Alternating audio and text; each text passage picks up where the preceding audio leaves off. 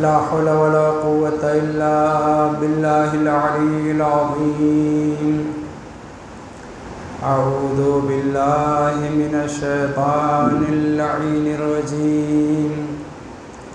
بسم الله الرحمن الرحيم. الحمد لله رب العالمين والعاقبة للمتقين والجنة للمؤمنين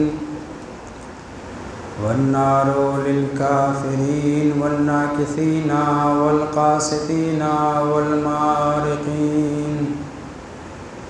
ثم الصلاة والسلام والتحية والإكرام على الرسول النبي الأمي العربي المكي المدني البطحي الأبتهي الكوكب الدري النور المضيء حبيب إله العالمين أبي القاسم محمد صلى الله عليه وسلم وعلى أهل بيته الطيبين الطاهرين المعصومين المكرمين الكهف الحسين وغياث المستر المستكين وملجأ الهاربين وعصمة المعتصمين الذين أذهب الله عنهم الرجس وطهرهم تطهيرا.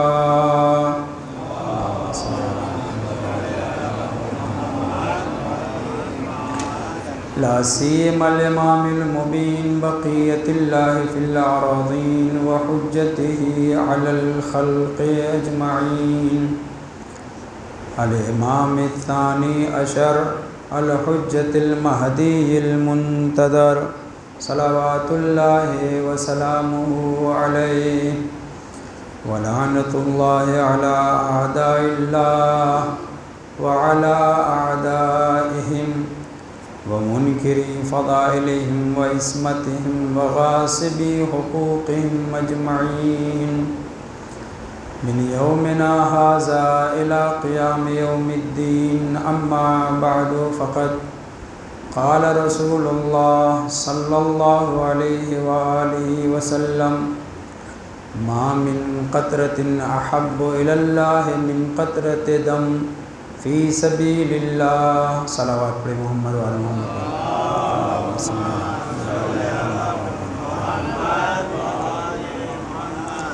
عزیزان محترم، کل کی گفتگو ایک معمولی سی چیز جو حسینی معاشرے کے لیے ضروری ہے اس کے اوپر تھی. آج اس کے مقابل میں نے سب سے بڑی چیز جو ایک مومن کے لیے فضیلت کے طور پر، عظمت کے طور پر متصور ہو سکتی ہے، خیال میں آ سکتی ہے، اس کو عنوان گفتگو قرار دینے کو سوچا ہے. پیغمبر اسلام کی یہ حدیث ہماری شیعہ کتاب شجر طوبہ میں ملا مہدی حائری مازندرانی نے درج کی ہے. پیغمبر اسلام فرماتے ہیں اللہ کو کوئی قطرہ اتنا پیارا نہیں ہے جتنا پیارا وہ قطرہ ہے جو راہ خدا میں خون کا بہہ جاتا ہے. اگر کوئی اللہ کی راہ میں پانی پلاتا ہے تو اس کا بھی اجر و ثواب ہے. دوست نے پانی مانگا، آپ نے پانی پلا دیا. مومنین نے پانی طلب کیا، آپ نے پانی پلا دیا. یہ بھی بہنے والی سیال چیز ہے، اس کا بھی اجر و ثواب ہے. مگر آپ نے چائے پلائی تو اس کا اور زیادہ ثواب ہے. چائے میں اور زیادہ چیزیں شامل کی، جو بھی بہنے والی چیز ہے، مخصوص نہیں ہے. مگر خداوند متعال اگر خلوص دل سے انسان کوئی بھی چیز راہ خدا میں دیتا ہے، فی سبیل اللہ خرچ کرتا ہے، تو اس کا اپنا اجر و ثواب ہے.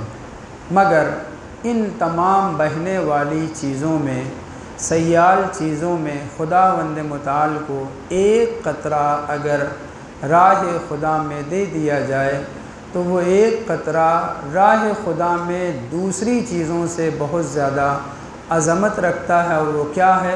خون کا ایک قطرہ۔ ما من قطرۃ احب الی اللہ، اللہ کو کوئی بھی چیز، علیکم السلام، کوئی بھی قطرہ اتنا زیادہ پسند نہیں ہے کہ جتنا زیادہ پسند خدا کی راہ میں دے دیا جانے والا ایک قطرہ خون ہے۔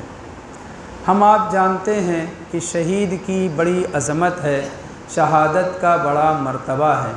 میں آپ کے سامنے حدیث ذکر کر چکا ہوں، ترجمہ آپ کے ذہنوں میں ہوگا کہ اللہ نے مومنین کے لیے، اللہ نے اہل بیت کے چاہنے والوں کے لیے، اللہ نے تمام مسلمانوں کے لیے سب سے بڑا مرتبہ کیا رکھا ہے؟ وہ ہے مرتبہ شہادت۔ انسان نیکی کرے، کوئی بھی اچھا کام کرے، اس سے بھی بڑا اچھا کام تصور کیا جا سکتا ہے۔ اس کے بعد کوئی اچھا کام کرے، اس سے بھی بڑا کام تصور کیا جا سکتا ہے، مگر جب کوئی بندہ اللہ کی راہ میں اپنا خون دے دیتا ہے، شہید ہو جاتا ہے، تو پھر اس کے اوپر کوئی درجہ نہیں ہے۔ سب سے بڑا مرتبہ، سب سے بڑی نیکی خدا کی نگاہ میں، اہل بیت طاہرین کی نگاہ میں کیا ہے؟ اپنے خون کا عطیہ یعنی شہادت۔ اس درجے پر فائز ہونے کے بعد، شہادت کے مقام کو حاصل کرنے کے بعد اب کچھ نہیں بچا۔ مومن اگر صرف مومن ہے، ابھی اس نے حج نہیں کیا ہے، مگر دوسرا مومن حج کر چکا ہے، یقیناً اسے ایک عظمت حاصل ہو چکی ہے۔ تیسرا مومن جس نے مومن ہونے کے ساتھ، حج کرنے کے ساتھ زیارت معصومین علیہم السلام بھی کی ہے، اس کا مرتبہ کچھ اور ہے۔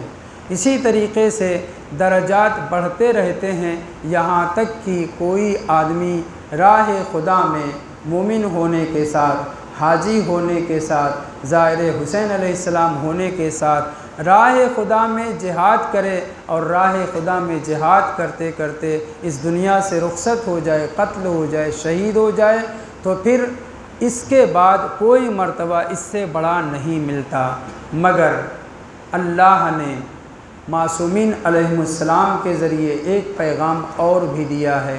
اس پیغام کو پہنچانے سے پہلے میں شہید کے مقامات اور اس کے درجات کے سلسلے میں گزارش کرنا چاہتا ہوں کہ اگر کوئی آدمی شہید ہوتا ہے، اس کا پہلا قطرہ خون کا جب زمین پر گرتا ہے، کفارۃ لذنوبہ، اس کے سارے گناہ، معصوم امام حضرت امام محمد باقر علیہ السلام فرماتے ہیں،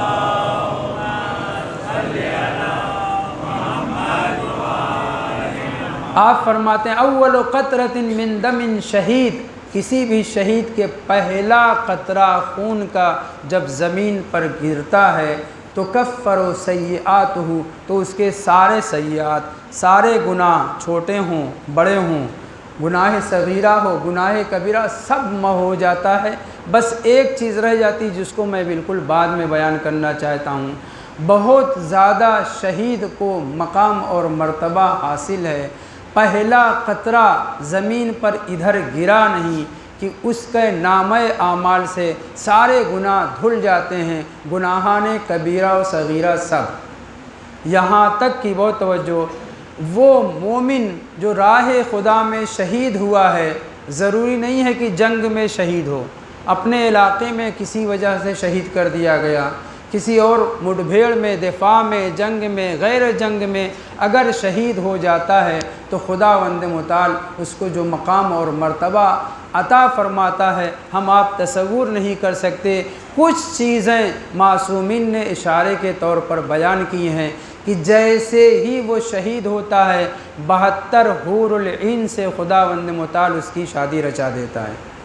70 ایسے اس کے رشتہ دار جو لائق جنت نہیں ہوتے، بہت توجہ سے سنیں، شہید، ایک شہید اپنے 70 ایسے رشتہ دار کو جنت میں لے جانے کی صلاحیت اور شفاعت کرنے کا حق پا جاتا ہے کہ وہ جو 70 ایسے ہیں ان میں سے ایک بھی جنت کا مستحق نہیں ہے۔ راہ اہل بیت میں، راہ خدا میں شہید ہونے والے انسان کا اتنا مرتبہ ہے، اتنا بڑا درجہ ہے کہ اس کے سارے گناہ محو ہو جاتے ہیں۔ میں نے کہا صرف صغیرہ نہیں، کبیرہ گناہ بھی محو ہو جاتے ہیں، گناہ تو سب محو ہو جاتے ہیں، اور اسے مقامات ایسے حاصل ہو جاتے ہیں۔ اب ان درجات میں کچھ چیزیں ایسی ہیں جنہیں غیر شہید کے لیے بھی تصور کیا گیا ہے، اور وہ کیا ہے؟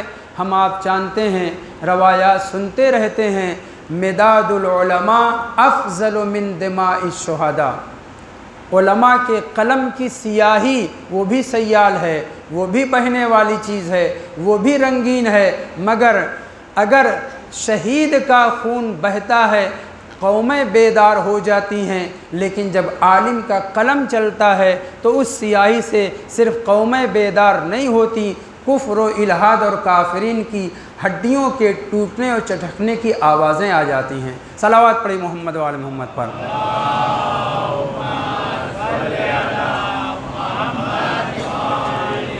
تو شہید کو اللہ نے بے حد مرتبہ عطا کیا ہے، بہت زیادہ اجر و ثواب عطا کیا ہے، مگر شہید نہ ہو سکنے والا انسان جو ابھی زندہ ہے، اگر وہ ان ثواب کو حاصل کرنا چاہے، اس اجر کو حاصل کرنا چاہے، تو کیا کوئی ایسا راستہ ہے؟ تو معصومین علیہم السلام نے بیان کیا ہے، جو مومن راہ خدا میں جان کی بازی لگا کر کے اجر و ثواب پاتا ہے، اگر زندہ اس ثواب کو حاصل کرنا چاہے تو 2-3 راستے بتلائے گئے ہیں۔ پہلا راستہ، انسان دین اور شریعت کے احکام کو سیکھے، طالب علم بن جائے، ضرور نہیں کہ حوزے میں جا کر کے تعلیم حاصل کرے۔ اگر کوئی آدمی اہل بیت طاہرین کی احادیث کو، آیات قرآنیہ کو سیکھتا ہے، پڑھتا ہے، تعلیم جو معصومین علیہم السلام کی بیان کرتا ہے انہیں حاصل کرتا ہے، تو اللہ ایسے طالب علم کو شہید کا درجہ عطا کرتا ہے۔ بہت بڑی بات ہے کہ انسان زندہ بھی ہے اور شہید کا اجر پا رہا ہے، شہادت کا درجہ پا رہا ہے۔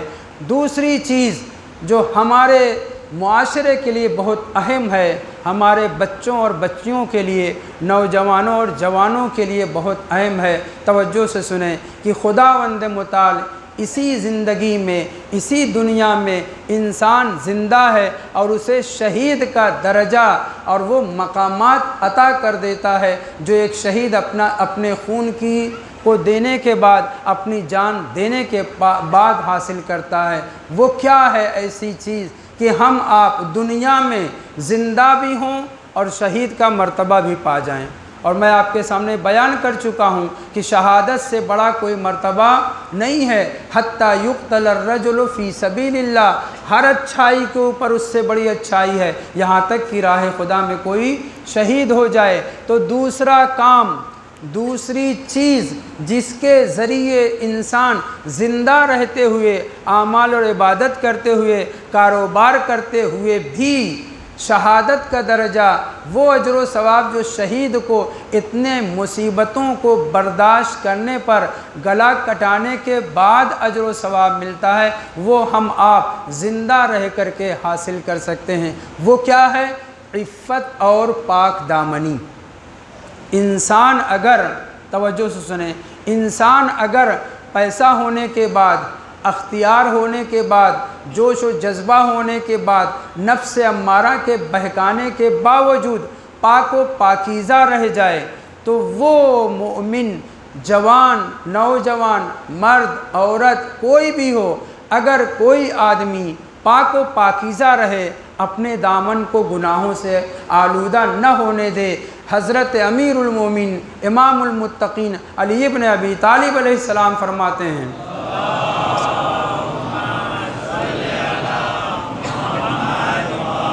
امام فرماتے ہیں، مل مؤمن المجاہد الشہید بأعظم اجرا مما قدر فعفا۔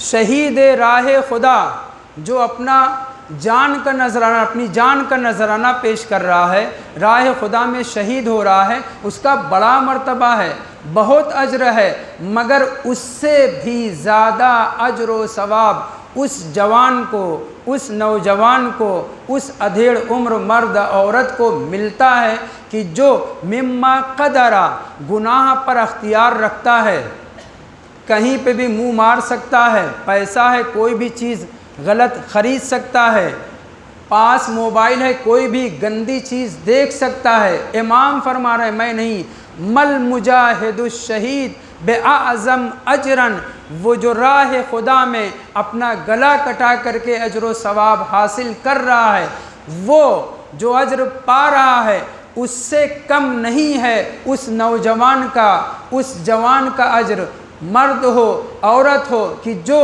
قدرت رکھتا ہو گناہ کرنے کی۔ پیسہ ہے گناہ کوئی بھی کر سکتا ہے، اختیار ہے کہیں پہ بھی جا سکتا ہے، کوئی بھی گناہ کر سکتا ہے، مگر اس کے باوجود قادرا فعفا، وہ قدرت رکھنے کے باوجود اپنے نفس کے اوپر کنٹرول کر لے، اپنے آپ کو بچا لے، اس گناہ کی طرف نہ جائے۔ پیسہ بھی ہے، اختیار بھی ہے، راستہ ہموار ہے، تمام وسائل فراہم ہیں، لیکن اس کے باوجود اگر انسان معاشرے کے، صرف معاشرے کا نہیں بلکہ اہل بیت کی تعلیمات کے پیش نظر اپنے آپ کو محفوظ کر لے، اپنے آپ کو بچا لے، تو ایسا جوان شہید کا اجر پاتا ہے، اور صرف شہید نہیں، شہید سے زیادہ اجر پاتا ہے۔ صلوات پڑھیں محمد وعلی محمد پر۔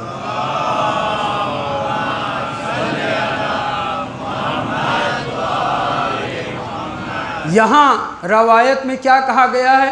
فَقَدِرَ فَعَفَّا، قدرت رکھنے کے باوجود، اسباب فراہم ہونے کے باوجود انسان اس گناہ کی طرف نہیں جا رہا ہے، دل چاہ رہا ہے، نفس امارہ اسے بھڑکا رہا ہے، شیطان کا وسوسہ ہو رہا ہے، لیکن اس کے باوجود اگر ہمارا جوان مرد ہو یا عورت ہو، ادھیڑ ہو، کم عمر ہو، زیادہ عمر ہو، اپنے آپ کو گناہ سے محفوظ رکھے، امام فرماتے، امام امیر المومنین فرماتے ہیں، اس مومن کا اجر زندگی میں، اس جوان کا اجر زندگی میں شہید ہونے والے سے زیادہ ہے۔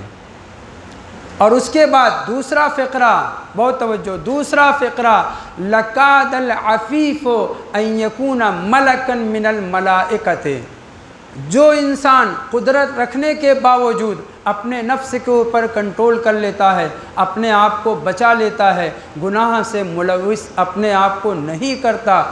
ماحول بہت خراب ہے، واٹس ایپ، فیس بک وغیرہ وغیرہ، ان سب کے ذریعے انسان گناہ کر سکتا ہے، مگر اس کے باوجود دل میں اللہ کا خیال، معصومین کا خیال، ان کے فرمائشات کو مد نظر رکھتے ہوئے اپنے نفس کے اوپر کنٹرول رکھتا ہے۔ امام امیر المومنین فرماتے ہیں، لَقَادَ الْعَفِيفُ، ایسا پاک دامن بچہ، نوجوان، جوان، ادھیڑ، ایسا انسان، لَقَادَ الْعَفِيفُ أَن يَكُونَ مَلَكًا مِّنَ الْمَلَائِكَةِ، اللہ کے فرشتوں میں سے ایک فرشتہ ہے، شہید کا درجہ بھی پا رہا ہے، اور اسے قادہ کا لفظ استعمال ہوا ہے، یعنی نزدیک ہے، قریب ہے کہ وہ فرشتہ ہو جائے۔ مطلب کہنے کا یہ ہے کہ وہ ظاہری طور پر اگرچہ جسم انسانی رکھتا ہے، لیکن اس نے اپنے آپ کو بچایا، معاشرے حسینی، انسانی، علوی، فاطمی معاشرے کے تقاضے کے تحت اہل بیت کی تعلیمات کے پیش نظر اگر اس نے اپنے آپ کو بچا لیا تو وہ شہید سے زیادہ درجہ بھی پاتا ہے، اور وہ فرشتہ ہے۔ صلوات پڑھیے محمد وعلی محمد پر۔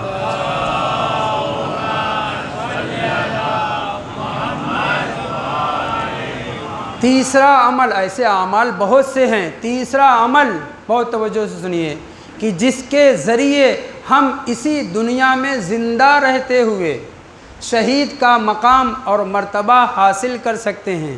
ایسے تو ہم تمام اہل بیت کے چاہنے والوں کے لیے 8 جملے شہادت کے لیے ذکر ہوئے ہیں، من مات علی حب آل محمد ماتا شہیدہ، ہمارے بچے بچے کی زبان پر یہ تو ہے ہی ہے، مگر مرنے کے بعد وہ آپ کو شہید کا مقام اور درجہ ملے گا۔ میں زندگی کی بات کر رہا ہوں، انسان زندہ بھی رہے اور شہید کا درجہ بھی پایا جائے۔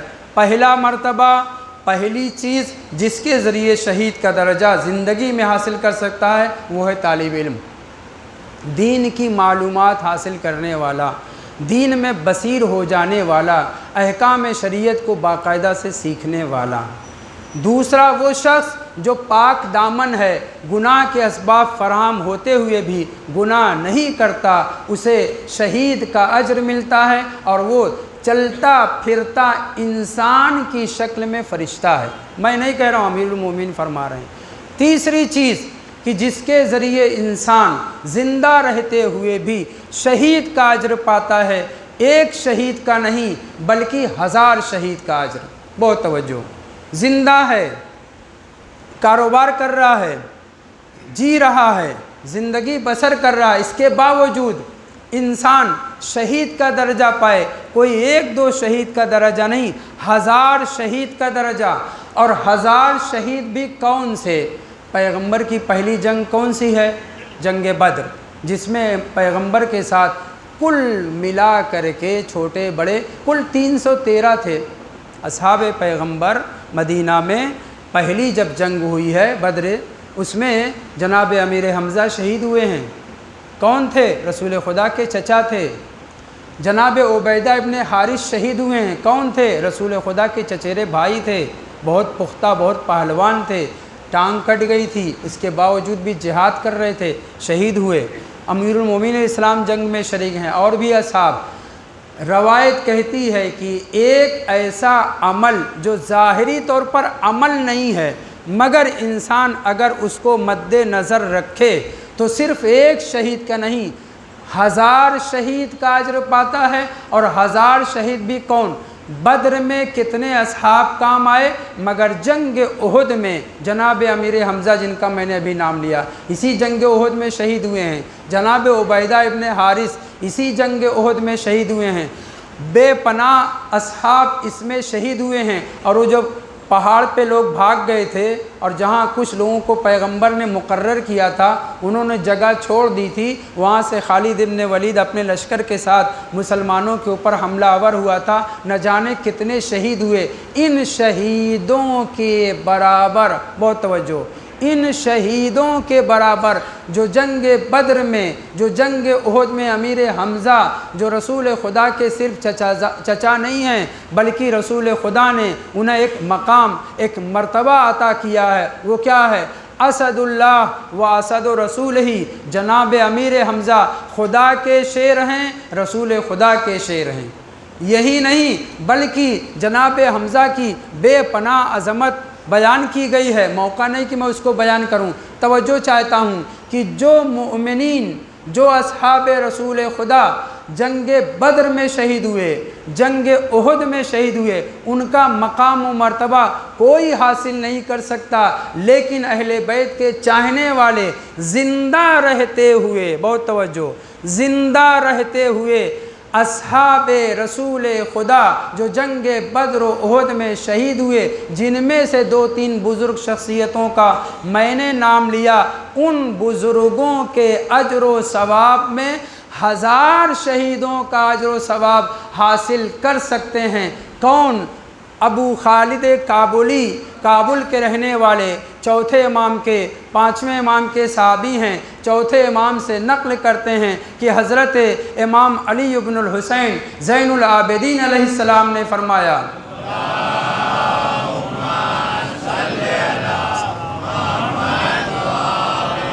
بہت توجہ، من ثبت علی ولایتنا فی غیبت قائمنا علیہ السلام،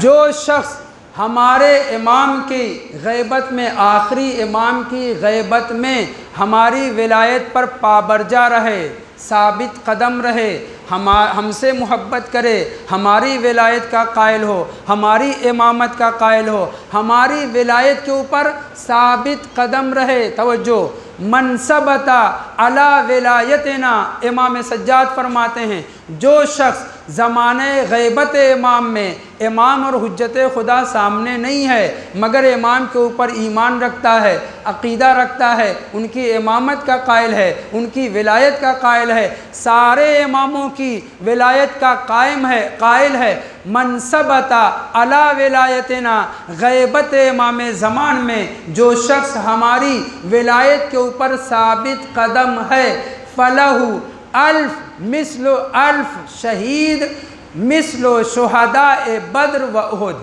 صلوات پڑھیں محمد و آل محمد پر۔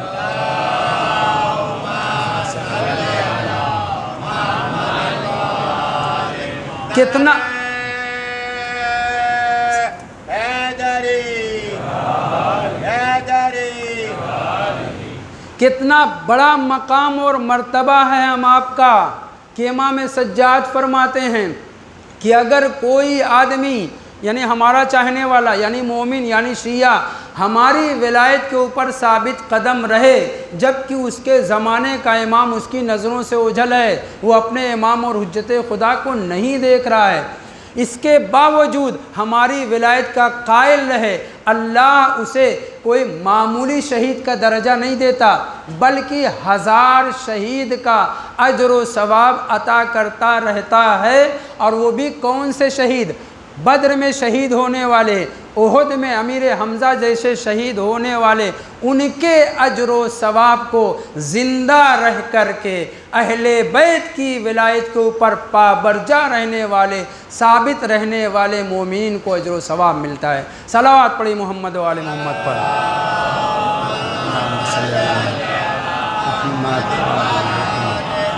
تو آپ نے ملاحظہ کیا کہ بہت توجہ، یہاں پہ ایک فقرہ اور بھی ہے، وہ فقرہ ایک تو ولایت کے اوپر ثابت رہنا ہی ہے، معتمد مستقر دل و جان سے انتظار کرنے والے امام زمان علیہ السلام کے، وہ روایت میں نے نہیں آپ کے سامنے پڑھی، مفہوم ہے آپ کے سامنے بیان کر رہا ہوں کہ جو شخص غیبت امام میں امام معصوم کا انتظار کر رہا ہے، مثبت انتظار، خلوص کے ساتھ انتظار کر رہا ہے، واجبات کو ادا کر رہا ہے، گناہوں سے بچ رہا ہے، تو یہ انتظار کرنے والا کوئی عمل نہیں ہے۔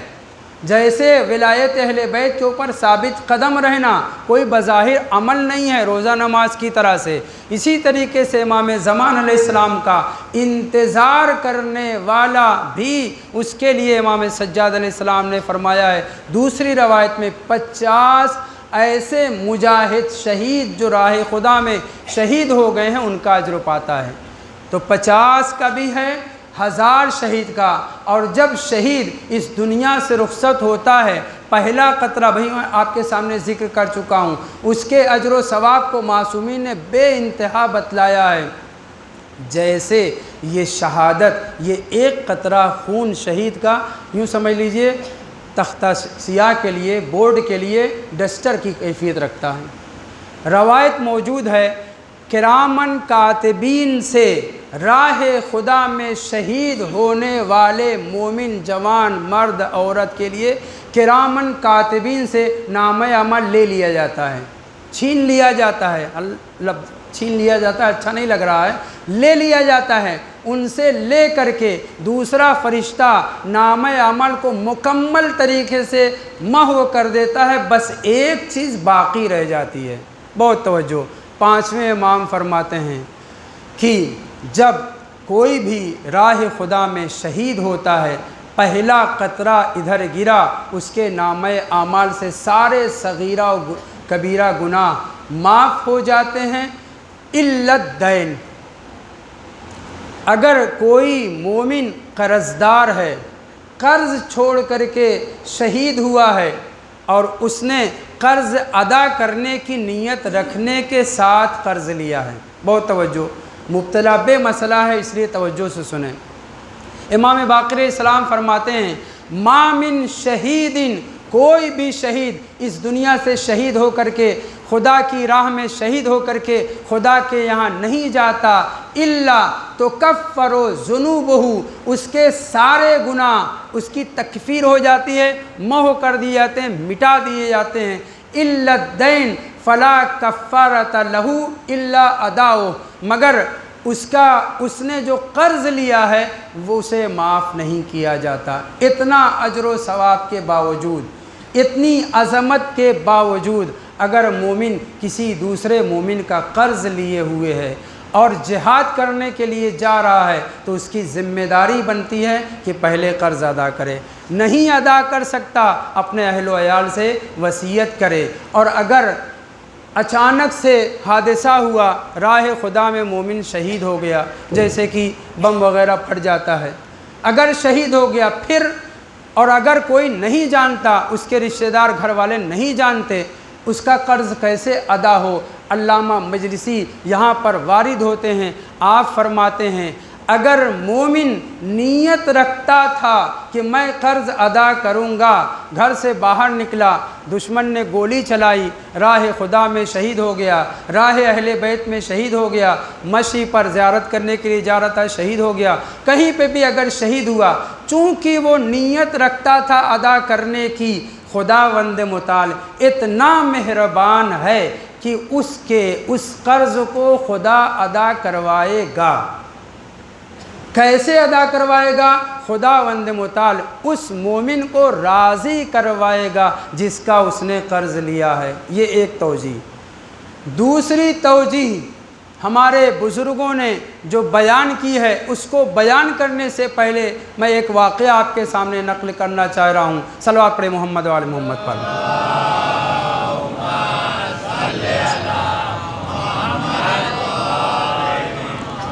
مقام شہادت، درجہ شہید اس قدر بزرگ ہے، اتنا بڑا ہے کہ ہمیں تمنا رکھنی چاہیے۔ رسول اسلام نے فرمایا ہے ہر مومن کو اپنے دل میں شہادت کی تمنا رکھنی چاہیے، اور اگر شہادت کی وہ تمنا نہیں رکھتا تو سمجھ لیجئے نفاق کا ایک حصہ اس کے دل میں پل رہا ہے، وہ لے کر کے جا رہا ہے۔ بہت بڑی بات ہے کہ ہم چاہنے والے اہل بیت کے ہیں، شہادت کے لیے تیار رہنا چاہیے۔ کتنے بزرگ علماء شہادت کی دعا کیا کرتے تھے، مرنے کی دعا کرنے سے منع کیا گیا ہے، موت کی تمنا کرنے سے منع کیا گیا ہے، مگر وہ بھی شہادت بھی کیا ہے؟ موت ہے۔ مگر راہ خدا میں، راہ اہل بیت میں اگر کوئی موت کی تمنا کرتا ہے، دعا کرتا ہے تو شہادت کے لیے حکم ہے، معصومین نے اس کو، پیغمبر اسلام نے حکم دیا ہے۔ میں نے قرض کی بات کی، ہر چھوٹے بڑے گناہ معاف ہو جاتے ہیں مگر قرض معاف نہیں ہوتا۔ لا کفارۃ لہ الا اداؤہ، اگر کوئی شہید ہو گیا ہے اور اس کے رشتہ دار گھر والے جانتے ہیں کہ اس نے فلاں سے قرض لیا تھا، ان کی ذمہ داری بنتی ہے اس کے مال و اسباب کو بیچ کر کے جیسے بھی ہے وہ قرض ادا کرے۔ لیکن اگر گھر والوں کو پتہ ہی نہیں ہے اب کیا ہوگا، تو اس کے لیے ایک توجیہ میں نے آپ کے سامنے ذکر کی۔ دوسری توجیہ کے پہلے ایک واقعہ سنیے، ایک اور صلوات پہ محمد وآل محمد پر۔ اللہم صلی علی محمد وآل محمد۔ چھٹے امام حضرت امام جعفر صادق علیہ السلام، اللہم صلی علی محمد وآل محمد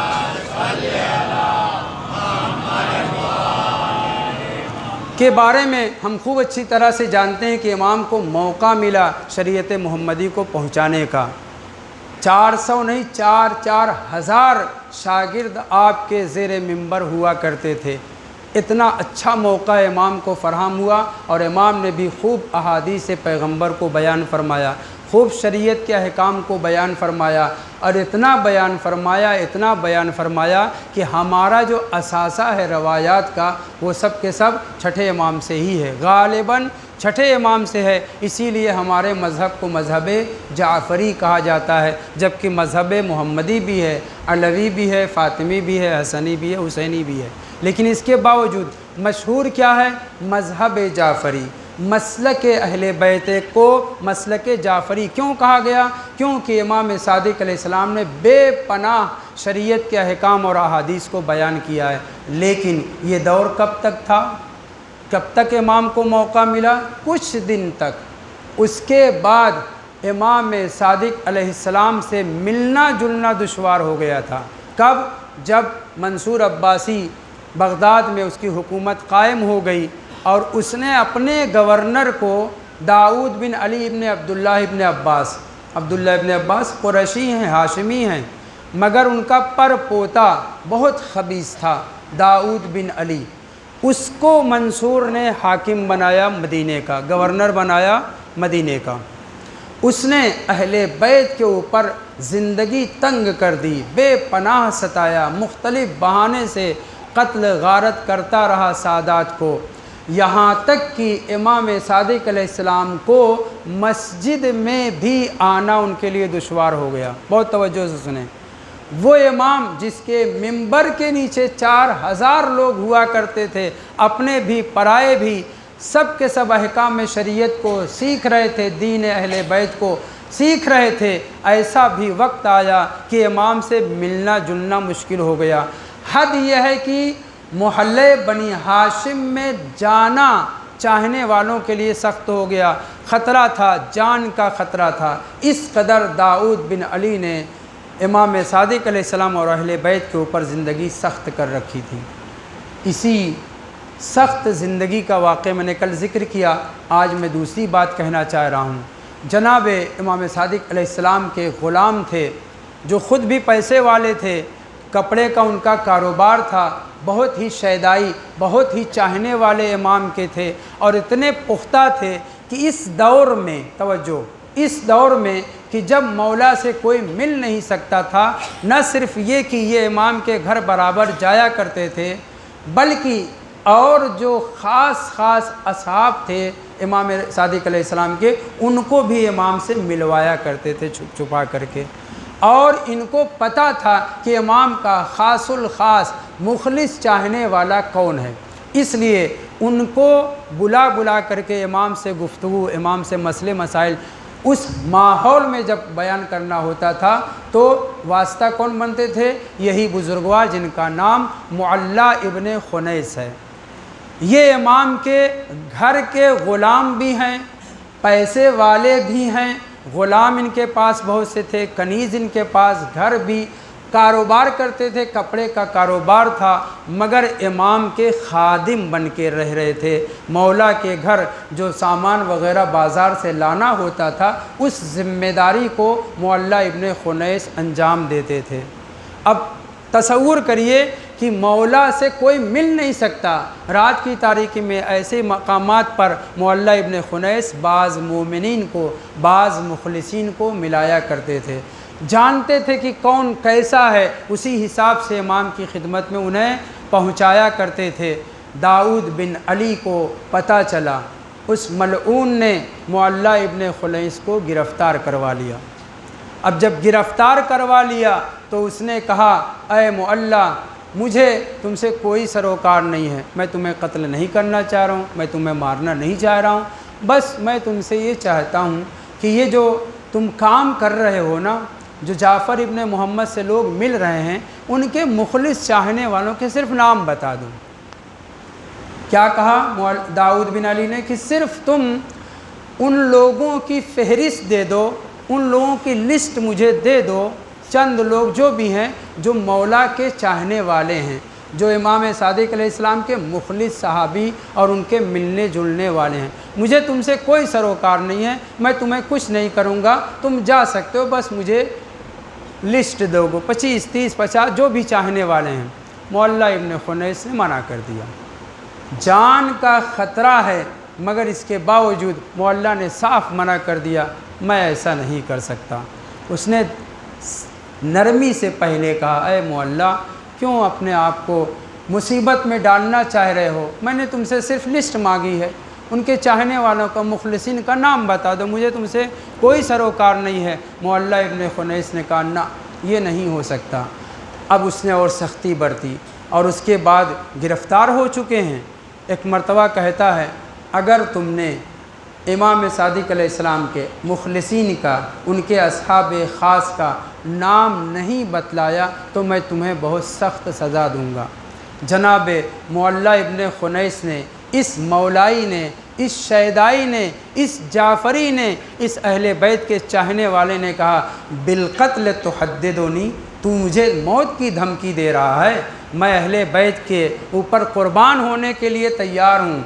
بالقتل تحددنی، تو مجھے قتل کی دھمکی دے رہا ہے۔ واللہ، توجہ، واللہ لو کانوا تحت قدمی، اگر امام صادق علیہ السلام کے مخلص چاہنے والے اصحاب میرے پیروں کے نیچے ہوتے، لما رفعت قدمی عنہم ولو قتلتنی، اگر تو مجھے قتل بھی کر دیتا نا تب بھی میں اپنے قدم کو نہ ہٹاتا، امام کے مخلص چاہنے والوں کو تمہیں نہ بتاتا۔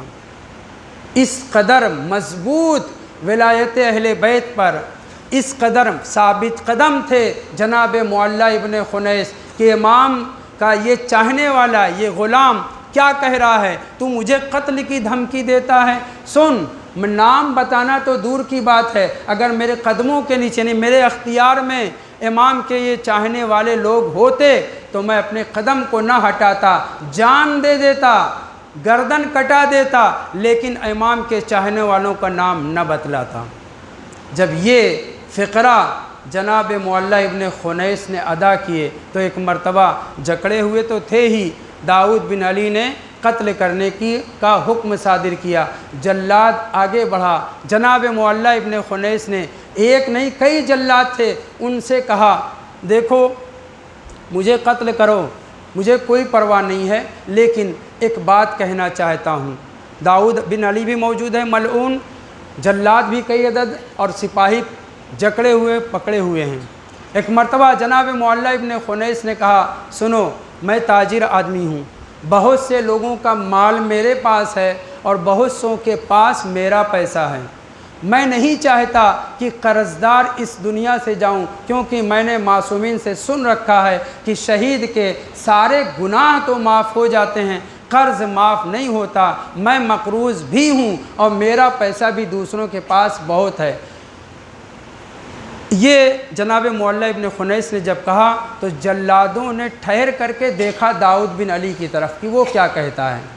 اس نے اشارہ کیا ٹھیک ہے لے جاؤ، یعنی یہ جو کہہ رہے ہیں اس کے اوپر عمل کرو۔ بہت توجہ، معلّہ ابن خنیس بدھے ہوئے ہیں، شکنجے میں ہیں، جلاد لوگ ساتھ میں ہیں، پولیس ساتھ میں ہے، آئے بازار مدینہ کے پاس جہاں بھیڑ لگی ہوئی ہے، ایک مولا کا چاہنے والا زنجیر میں جکڑا ہوا ہے، پولیس پکڑے ہوئے ہے، جلاد سامنے ہے، تلوار لہرا رہا ہے۔ اس منظر کو دیکھ کر کے مجمع اکٹھا ہو گیا، بازار میں تو بھیڑ تھی ہی۔ وہاں پہنچنے کے بعد جناب معلّہ ابن خنیس نے کہا ایھا الناس من عرفنی فقد عرفنی انا معلّہ ابن خنیس، اے لوگو ہوشیار رہو، جان لو جو مجھے جانتا ہے وہ تو جانتا ہے، جو نہیں جانتا وہ جان لے کہ میں معلّہ ابن خنیس چھٹے امام کا غلام ہوں۔ سنو، ما من مال او امت او عبد او دار قلیل او کثیر، جو کچھ میرے پاس تھا، آپ کس لیے کیا کہا تھا، میرے اوپر کچھ قرض ہے، میرا بھی دوسروں کے اوپر کچھ قرض ہے، اس کو بیان کرنے کے لیے اس کے بارے میں اجازت ملی تھی۔ اور یہاں مجمع میں پہنچنے کے بعد، بازار میں پہنچنے کے بعد کیا کہہ رہے ہیں کہ میرے پاس جو کچھ مال درہم دینار ہے، جو بھی سرمایہ ہے، جتنے میرے کنیزیں ہیں، جتنے میرے غلام ہیں، جو بھی میرا گھر ہے، جو بھی میرا مال و اسباب ہے، چھوٹا بڑا سب کا سب لجعفر ابن محمد علیہ السلام، میں سب اموال کو، اپنے سارے غلام و کنیز اور مال کو سب کچھ چھٹے امام کے حوالے کرتا ہوں۔ بس ادھر چھٹے امام کا نام آیا، روایت کہتی ہے اتنا دشمنی تھی چھٹے امام سے، نہ صرف یہ کہ آپ کو منبر پہ نہیں جانے دیا جاتا تھا، درس نہیں دینے دیا جا رہا تھا، بلکہ امام کا نام سننا بھی عباسی لوگ پسند نہیں کرتے تھے۔ ادھر معلّہ نے آدھی بات کہی تھی، صرف یہ کہا تھا جتنی میری پراپرٹی ہے، جتنے بھی میرے اموال ہیں، سب میں نے ہدیہ کیا، سب میں نے عطا کیا امام جعفر صادق علیہ السلام کو۔ ادھر داؤد بن علی کی وجہ سے ایسا شکنجہ دیا گیا، شد علیہ فقتلہ، فوراً جناب معلّہ کو شہید کر دیا گیا۔ کیا کہا تھا معلّہ نے، جتنے بھی میرے مال اموال ہیں، جتنی بھی میری پراپرٹی ہے، سب چھٹے امام کی۔ بہت توجہ یہاں سے، خود بھی قرض دار تھے، دوسروں کے پاس بھی پیسہ تھا۔ ہمارے مومنین جو بم سے کسی وجہ سے شہید ہو جاتے ہیں ان میں نہ جانے کتنے قرض دار رہ جاتے ہیں، کچھ کا قرض معلوم ہوتا ہے، کچھ کا قرض معلوم نہیں ہوتا۔ اس کو بیان کرنے کے لیے میں نے یہ واقعہ آپ کے سامنے ذکر کیا۔ توجہ چاہتا ہوں، ایک صلوات پڑھیں محمد وعلی محمد پر۔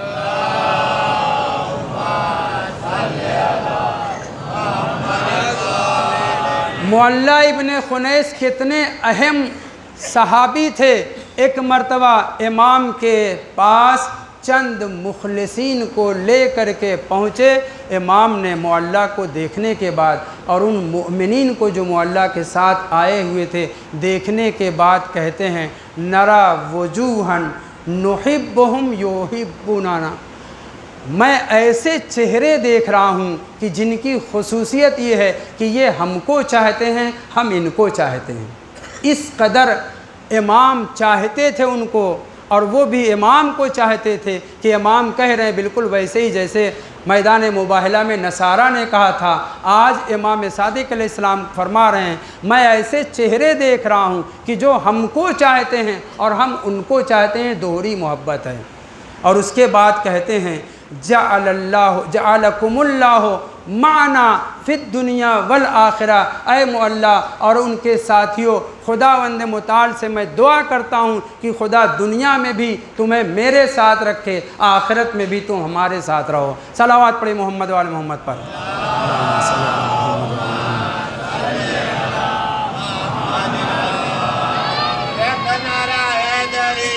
یا علی یا علی، بہت توجہ۔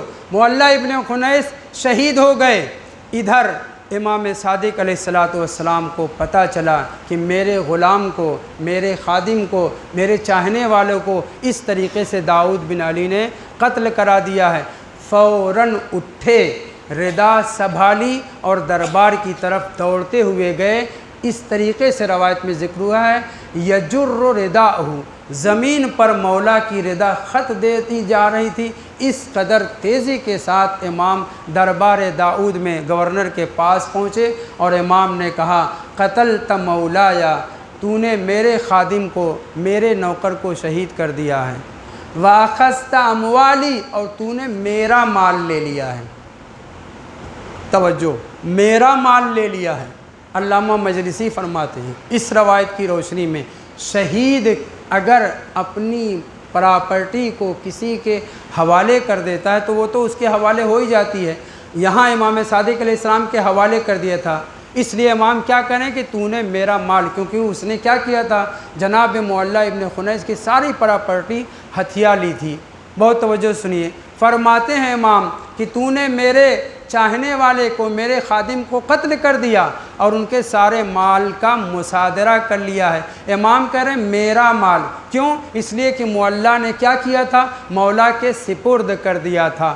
اس لیے علامہ مجلسی نے فرمایا ان ھذا الخبر يدل على ان الدین يتعلق بالقاتل، جو شخص کسی مومن کو قتل کر دیتا ہے، اگر اس قتل ہونے والے مومن کا قرض ہے تو وہ قرض قاتل کی گردن پہ چلا جاتا ہے، قاتل کی گردن پہ چلا جاتا ہے۔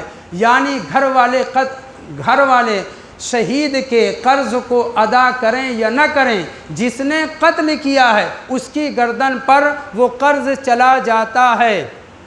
دلیل، امام نے کیا فرمایا، میرا مال، جبکہ وہ معلّہ کا مال تھا، لیکن انہوں نے کیا کیا تھا، مولا کے حوالے کر دیا تھا اور اس نے سارے مال کو ہتھیا لیا تھا۔ معلّہ ابن خنیس قرضدار بھی تھے دوسروں کے۔ بہت توجہ، اس نے کہا کہ میں مال واپس نہیں کروں گا۔ مولا نے کہا سنو، تو میں ایسی بد دعا کروں گا نا کہ تم بچو گے نہیں۔ اس ملعون نے امام کا مذاق اڑاتے ہوئے کہا بالدعائے تہددنی، آپ بد دعا کے ذریعے مجھے دھمکی دے رہے ہیں، جائیے جو آپ کو کرنا ہے کر لیجئے۔ چھٹے امام سے بدتمیزی کرتے ہوئے داؤد بن علی کہتا ہے کہ آپ کو جو دعا کرنی ہے کر ڈالیے۔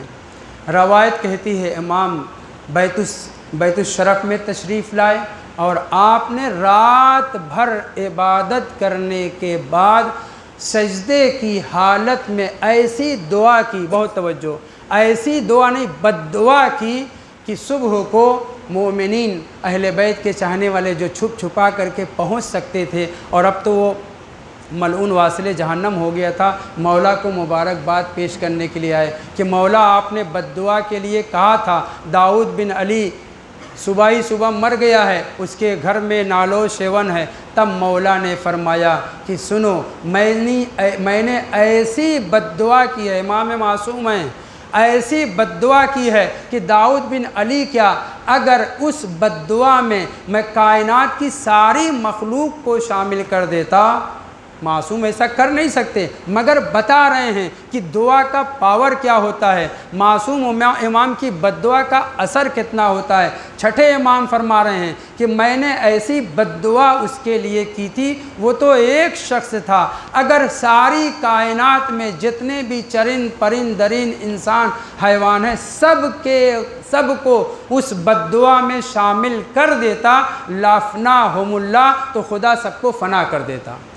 امام معصوم کی بد دعا میں جیسے اثر ہے، ویسے بد دعا میں اثر ہے۔ اور اس کے بعد فرماتے ہیں، میرے چاہنے والوں سنو، لقد مات علی دین ابی لہب، یہ جو داؤد بن علی مسلمان تھا، عباسی تھا، ہاشمی تھا، خاندان قریش سے تعلق رکھتا تھا، لیکن اس کے باوجود وہ ابو لہب کی موت مرا ہے، ابو لہب کے دین پر مرا ہے۔ مطلب کیا ہے؟ یعنی دین جاہلیت پر، کفر و نفاق کے اوپر اس کی موت ہوئی ہے۔ صلوات پڑھیں محمد والے محمد۔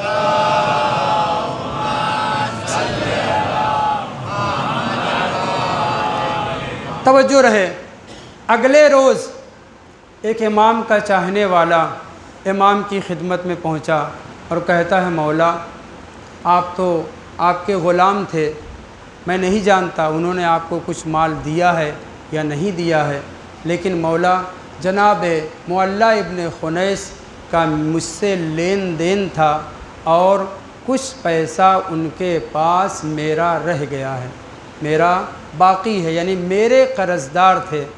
جناب امام صادق علیہ السلام نے فرمایا، معلّہ ابن خنیس کی گردن پہ کچھ نہیں۔ یہ صحابی پریشان، مولا کا چاہنے والا ہے، محب اہل بیت ہے، امام کی خدمت میں پہنچا ہے، کیسے کتنی مشکلات کے ساتھ۔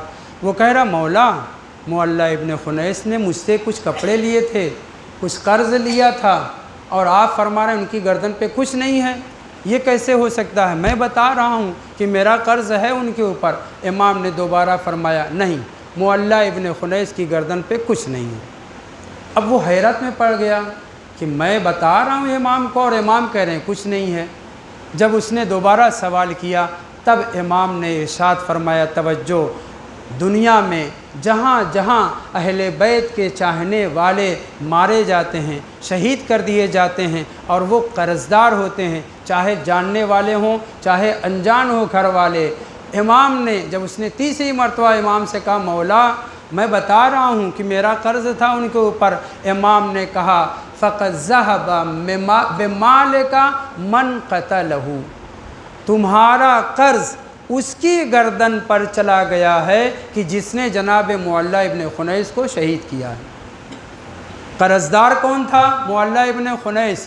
مومنین جو شہید ہو جاتے ہیں، نہ جانے کتنے لوگوں کے ساتھ معاملہ ان کا رہتا ہے، پیسہ ادھر ادھر کا باقی رہتا ہے، معلوم ہوا گولی چل گئی، مارے گئے، شہید کر دیے گئے، بم پھٹ گیا۔ امام نے اس روایت میں یہ فرمایا ہے، فقد ذہب بمالک من قتلہ، یہ تیرا قرض اس کی گردن پر چلا گیا ہے جس نے جناب معلّہ کو شہید کیا ہے۔ واضح ہو گیا، آشکار ہو گیا کہ شہادت کا درجہ پانے کے بعد بھی قرض رہتا ہے، اس قرض کی ادائیگی گھر والوں کے اوپر لازم ہے، لیکن اگر گھر والے ادا نہ کر سکیں یا گھر والے نہ جانتے ہوں تو یاد رکھیے، جس نے بم رکھا، گولی چلائی، جس نے بھی شہید کیا، قتل کیا ہے، اس کی گردن پر وہ چلا جاتا ہے، اور میدان محشر میں اس مومن کو، شہید ہونے والے کو کچھ نہیں دینا پڑے گا، نہ ادا کرنا پڑے گا اس مومن کو جس سے قرض لیا ہے، بلکہ اس ظالم کو ادا کرنا پڑے گا، اس کو عطا کرنا پڑے گا جس نے اس مومن کو شہید کیا ہے۔ صلوات پڑھیں محمد والے محمد پر۔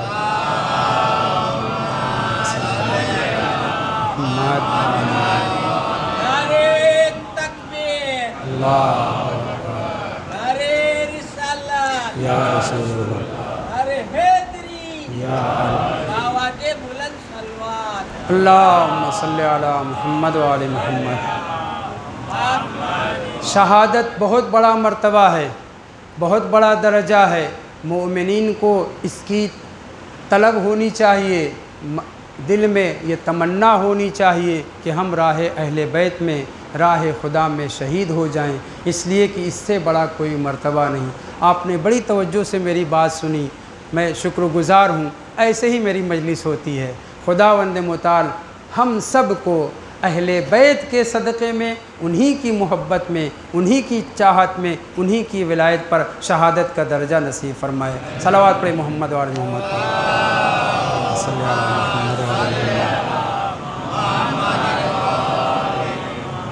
जनाब ज़ैनब सलावतुल्लाह अलैहा अपने दोनों नौनिहालों को लेकर के करबला आई हैं। जनाब अब्दुल्ला इब्न जाफ़र हज़रत ज़ैनब सलावतुल्लाह अलैहा के शौहर मरीज़ थे, बीमार थे। जब इजाज़त लेने के लिए आई हैं, हालांकि इजाज़त की ज़रूरत नहीं थी। क्यों? इसलिए कि मौला ने निकाहनामे में ये तहरीर लिखवाई थी कि ऐ अब्दुल्ला, जब मेरी बेटी ज़ैनब अपने भाई के साथ किसी सफ़र पे जाना चाहे तो तुम उसकी इजाज़त दे दोगे।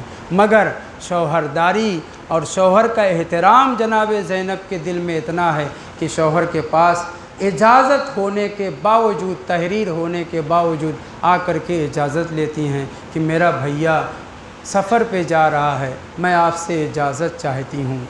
जनाब अब्दुल्ला ने इजाज़त देने के साथ कहा, ऐ ज़ैनब, ये दोनों मेरे लाल भी अपने साथ ले कर के जाइए। एक को इमाम हुसैन अलैहिस्सलाम पर मेरी तरफ़ से क़ुरबान कर दीजिएगा, दूसरे को अपनी तरफ़ से क़ुरबान कर दीजिएगा। पूरे सफ़र में जनाब ज़ैनब अपने बच्चों के साथ, बच्चे माँ के साथ रहे हैं, कोई कलाम, कोई गुफ्तगू नहीं मिलती। जनाब ज़ैनब पूरे सफ़र में हमेशा आपकी निगाह भाई के ऊपर है। भाई कैसा है, भाई कैसे सफ़र कर रहा है, भाई ने खाना खाया या नहीं, भाई ने पानी पिया या नहीं, कहाँ भाई रुकने वाले हैं। सारा हम्म व गम जनाब ज़ैनब का अपने भाई के ऊपर है। यहाँ तक कि करबला आ गई, वहाँ पे भी हमें नहीं मिलता कि जनाब ज़ैनब ने शब आशूर तक कोई मुकालमा, कोई गुफ्तगू जनाब औन और मोहम्मद अलैहिस्सलाम से की हो। लेकिन जब शब आशूर आई तो एक मर्तबा जनाब ज़ैनब ने बच्चों को अपने पास बुलाया और कहा, ए मेरे लालो, ए मेरे बच्चों, मैं जानते हो ना कि कल मेरे भाई की क़ुरबानी का दिन है, उनके ऊपर जान क़ुरबान करने का दिन है। तुम्हारे बाबा ने क्या वसीयत की है तुम बाखबर हो। मैं ज़ैनब अली की बेटी अपने भाई के ऊपर सब कुछ कुर्बान करने के लिए तैयार हूँ। तुम दोनों बस 2 ही बेटे हो, अगर अकबर जैसे 100 बेटे भी होते तो मैं अपने भाई के ऊपर कुर्बान कर देती। जनाब ज़ैनब बच्चों को ललकार रही हैं। सुबह नमूदार हुई, जंग शुरू हुई। जनाब औन मोहम्मद जंग करने के लिए एक साथ निकले। माँ ने ये कहा था, बच्चों तराई की तरफ न जाना, नहर की तरफ न जाना। जंग के दौरान छोटा भाई जंग करते हुए मुतवज्जे नहीं हुआ। एक मरतबा ठंडी ठंडी हवा का झोंका आया। बड़े भाई ने कहा, ए भैया उस तरफ मत जाओ वरना माँ दूध नहीं बख्शेंगी। जंग करते रहे। 3 दिन के भूखे प्यासे बच्चे कब तक लड़ते। दोनों शहीद हो गए। हज़रत अब्बास और इमाम हुसैन अलैहिस्सलाम दोनों का जनाजा लेकर के पहुँचे, खैमे में रखा। जनाब ज़ैनब ने एक हाथ दाहिन, एक हाथ एक भाई के, दूसरा हाथ दूसरे बच्चे के सीने पे रखने के बाद कहा, ए मेरे लाल, ए मेरे बच्चों, तुमने माँ को खुश कर दिया, मगर याद रखो मैं ज़ैनब तुम लोगों के ऊपर गिरिया नहीं करूँगी, क्योंकि मेरा सारा हम गम मेरा भाई है। जनाब ज़ैनब ने उस रोज़ गिरिया नहीं किया। यहाँ तक कि ये काफ़िला करबला से कूफा, कूफा से शाम पहुँचा। शाम में जब रिहाई मिल गई है, तबर्रुकात आने शुरू हुए हैं, एक एक का सर आना शुरू हुआ। जैसे ही इमाम हुसैन अलैहिस्सलाम का सर आया, जनाब ज़ैनब ने पढ़ करके अपनी आगोश में ले करके बयान करना शुरू شروع کیا۔ جناب فروا نے قاسم کا لاشا لیا، سر لیا، جناب رباب نے علی اصغر کے سر کو لیا، جناب ام لیلہ نے علی اکبر کے غرض کی ہر بی بی اپنے رشتہ دار کے سر کو لیتی رہی کہ ایک میں